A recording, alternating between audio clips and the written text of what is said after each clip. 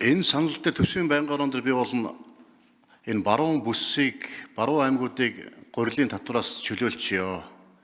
Төвийн бүс нутагтаа тийм гурил гурилын үйлдвэрүүдэд газар тариалагч дэмжиж татвартай болдсон байгаа үз. Төвийн бүсээс баруун аймагуд руу гурил тээвэрлэхэд маш өндөр зардалтай байна.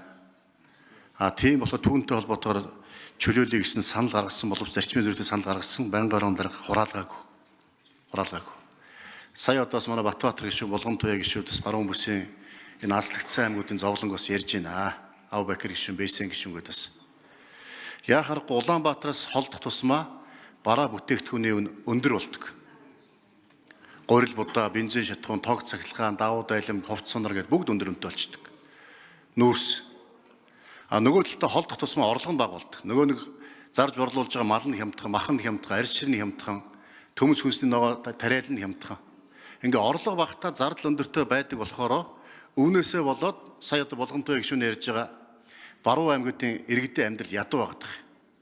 Улсын дунджаар ядуурл 27% байхад Говьолтой аймаг 42%, Ховд аймаг 39% байгаа нь тэр ард иргэдэн залах уу ажил хийдгүүх бишээ. Хийгээд зүтгээд яалтчгүй тэр аслагдсан аймгийн зовлон, аслагдсан бүс нутгийн зовлон, бараа бүтээгдэхүүн үн өндөр, орлого багтаа зардал өндөртэй. Үүнтэй л холбоотой. Үүнийг л төр зохицуулах ёстой. Үүнийг төр зохицуулахсаа татварын болон одоо бос зохицуулалтаа зохицуулах ёстой. Энэ үүднээсээ бид нар гурилын татварыг гэсэн ялгууртаа болгочихоо. Төвийн бүстэй татваргүй байж болно. Баруун бүстэй төвийн бүстэй татвартай байж болно. Баруун бүстэй татваргүй болё гэдэг асуудлыг болно 2023 оны 12 сард ярьсан. Харамсалтай нь одоо тухайн үед сайд нь хийхгүй байсаар байгаад өнөөдөр ингээд нийтдээ татвартай болчиход одоо буцаад татваргүй болчиход одоо буцаад татвартай болох асуудал ярьж байгаа. Тэр үед гурилын үнд баруун бүсэд 120 мянга, 140 мянга хүрчээсэн. Алтан тарайн гурил 150 мянга. Тэгвэл татваргүй болсноро 80 мянга болж буурсан. 80 мянга болж баруун бүс нутагт. Одоо ингээд татвартай болчихоор буцаагаад 140 мянга, 150 мянга болчихвээ. Тийм болохоор бид нар одоо юу гэдэг нуухыг нь авах гэдэг нүдийг нь сохлно гэдэгтэй адилхан ингээд нэг болохоор болно гэдэг нэг болохоор болохгүй гэж туйлширмааргүй байна. Сая инквайр сайд ярьж байна. Баруун бүс нутаг бид нар зохицуулт хийнэ гэж. Тэгэхээр инквайр сайд одоо үнэхээр одоо энэ зохицуултыг бас хийж болно, хийх ёстой. Бусдаар одоо юу гэдэг тээврийн зардал дээр татаас өгөх байдлаар биш, татврын л чөлөөлч баруун бүсээ. Энийг л анхаарал өгөөч гэж хэлмээр байна. Хоёрдугаарт нь тэр баруун бүс нутагт газар тариалал ирэх боломжийг дэмжиж өгөөч. Эрдэнэ улсалтын систем байгуулна гэдэг 2000 га улсын систем та алга болгоцсон. Баруун турууны одоо улсалтын систем элеваторын асуудал бас гурилын үйлд баруун туруунд сая та хэллээ. Газар тариалал бололцоотой гэдэг. Тэгвэл элеватор барих тийм тодорхой хөнгөлөлтөө зээл байсан. Тэр бас алга болцсон. Бас л та хураагаад авцсан.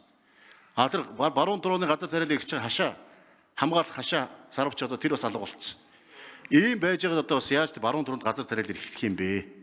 Тийм болохоор таасаа хэлж чинь баруун бүс нутагтаа газар тариалал ирэхэд дэмжнэ гэж байгаа бол тэр хэрэгжижсэн төслүүдийг хэрэгжүүлээд өгчөөч. Эрдэнэ улсалтын систем дээрээс нь баруун турууны тэр элеватор, баруун турууны газар тариалан хашсан хамгаалсан газар тариалангийн эрхлэгчдийн хашаа.